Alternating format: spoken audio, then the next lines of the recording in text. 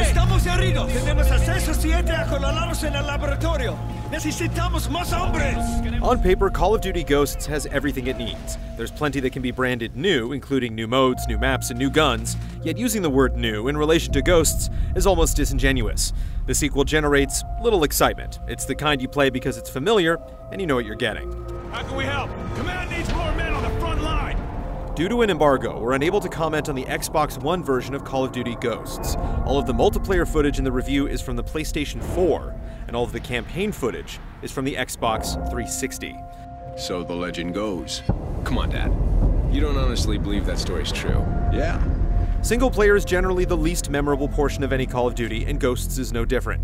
The game begins with a massive attack on the United States by a group known as the Federation. Why is the Federation attacking? It's unclear.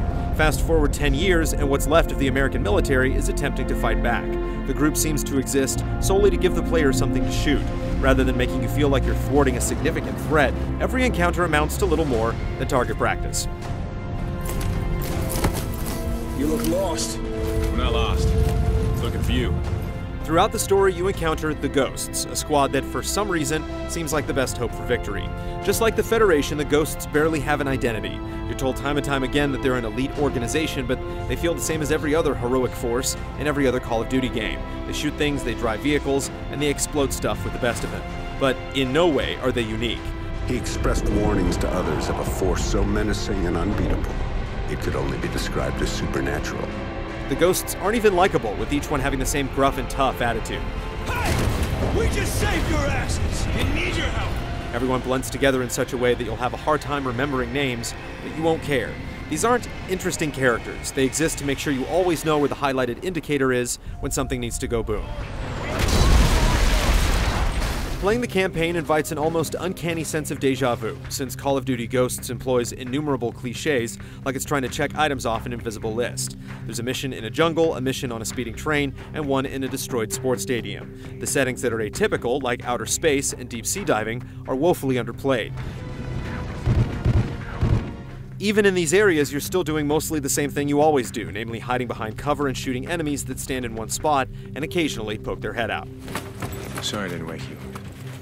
Thought you could use a sleep. One of the campaign's most touted features, the presence of your canine comrade Riley, manages to be a worthwhile addition.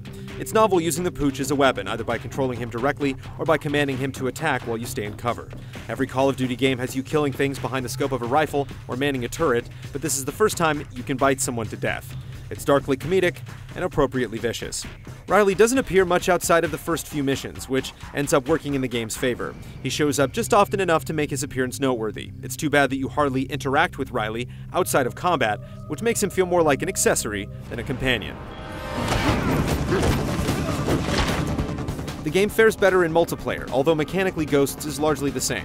New modes tried to distinguish Ghosts from other Call of Duty games with limited success. One of the best additions is a smart variation on Search and Destroy. The new Search and Rescue allows you to revive teammates as long as you snatch their dog tags after they drop. As in Kill Confirmed, the scramble for dog tags enhances what was already a great mode with a stronger emphasis on teamwork.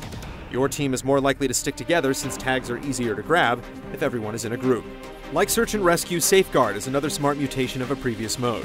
Based on Survival from Modern Warfare 3, Safeguard has you and up to 3 teammates fighting waves of enemies as you try to hold out for as long as possible. In Survival, you purchase weapons and equipment between rounds, but in Safeguard, new weapons are acquired from crates that appear scattered across the map. It's a welcome change since it adds tension, forcing you to choose between staying safe or putting yourself at risk for a new gun. Another clever change is that weapons now level up. Enemies occasionally drop stars that will make whatever gun you're holding more powerful, and you have to coordinate with your team to decide who needs the extra level the most at any given time. Other new modes also remix past ideas, but not as effectively. In Blitz, each team scores by running into the opposing team's zone. It's capture the flag without the flag. Giving everyone the ability to score reduces the mode to a mad rush. We're winning this fight! Friendly SATCOM active. The equally flawed Cranked is a deathmatch variant that puts you at odds with teammates. After a kill, you have 30 seconds to take someone else down before you explode.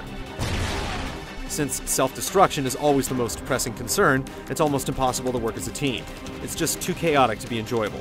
Finally, Squads amounts to little more than glorified combat training.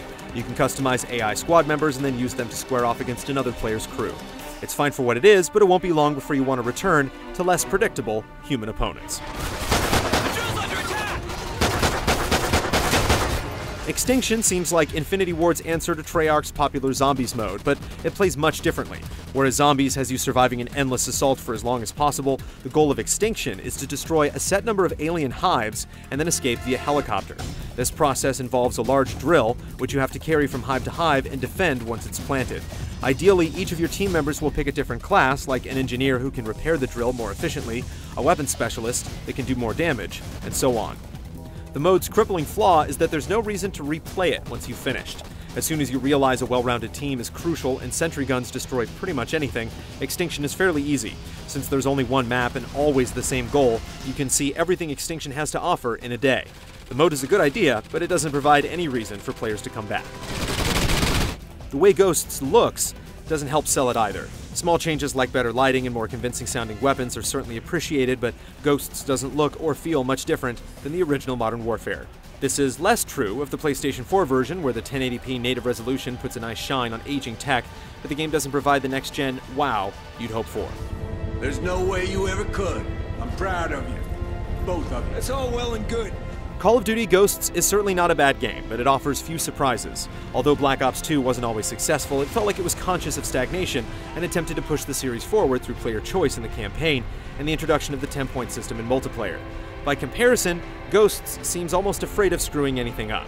This is a series that once redefined first-person shooters with the seminal Call of Duty 4 Modern Warfare, but Ghosts has little interest in change. If you're looking for more of the same, you'll get it, but not much else.